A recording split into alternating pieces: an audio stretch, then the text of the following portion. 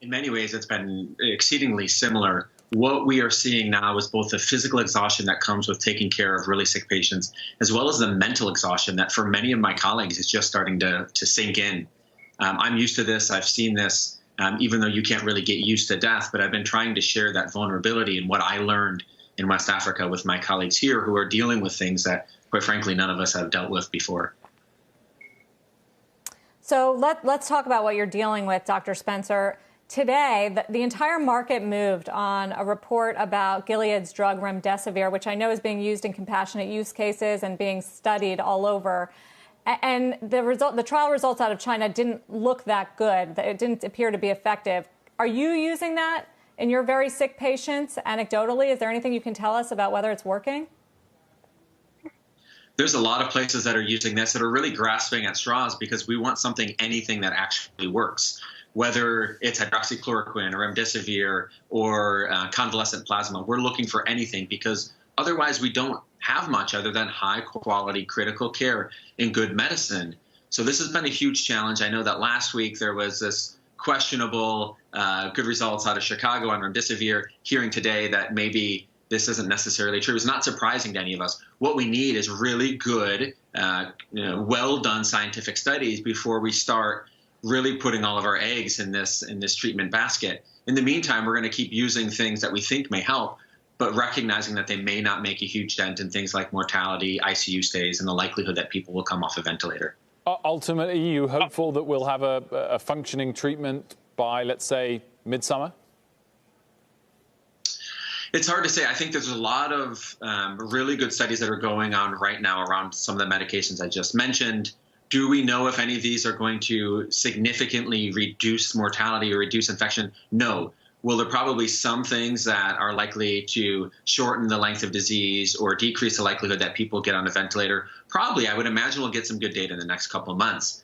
There's also the possibility, though, that we'll do all of these studies and nothing will pan out, and we'll have to continue to rely on good old public health to stop the spread of this disease and prevent this from becoming a much bigger outbreak. There was a study done in New York, and Governor Cuomo released the results today.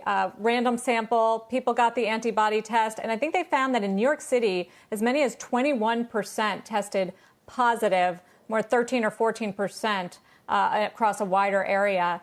Do you believe the antibody tests? Are they accurate enough for prime time to give us a true accurate reading for how many people are exposed? And do you think that 20% level in New York City is accurate?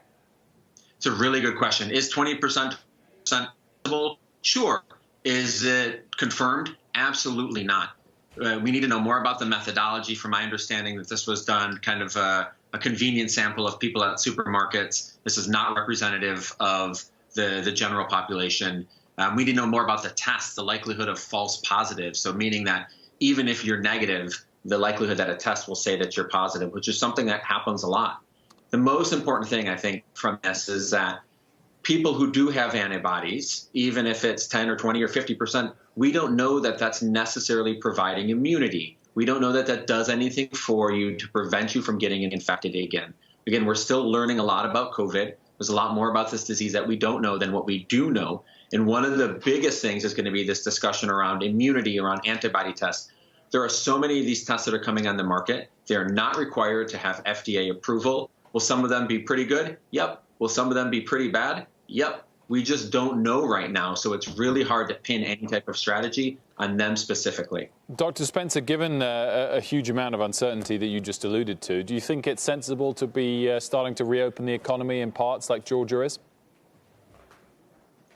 Look, I'm a physician and a public health professional. I'm not a politician, so I don't know about political decisions. I completely understand the economic impact this is having. Every single person in my family has either lost their job or had their hours cut. I totally get the impact this is having. Right now, though, opening up economies, opening up states that don't have access to adequate testing, that don't have the tools that are necessary, contact tracing, isolation, opening people back up, opening states back up at this time is undoubtedly going to lead to an increase in cases, will undoubtedly lead to an increase in spread, and will absolutely lead to an increase in the number of deaths. I think the question for a lot of politicians is what's worth it and what's not.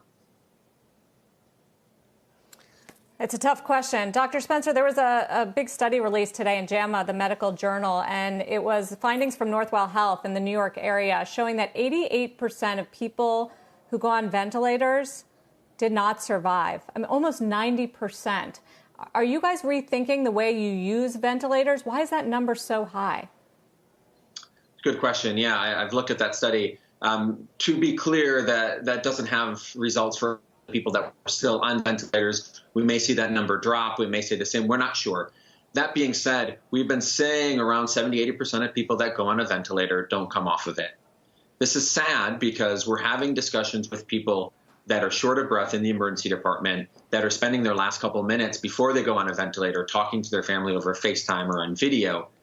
We know that this disease is severe, and in severe cases, the likelihood you'll come off a ventilator, especially if you're older or have underlying health issues, is quite low.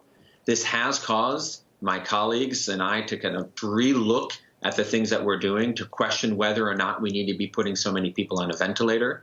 I think that, at least for me and for some of the people I work with, we have definitely decreased the amount of people that we're putting on a ventilator, knowing that many of them will never come off, trying to prioritize other things like increasing their oxygen via face mask or other means, and then really just trying to focus on the humanity in what will be the last few days and maybe the last few hours of somebody's life.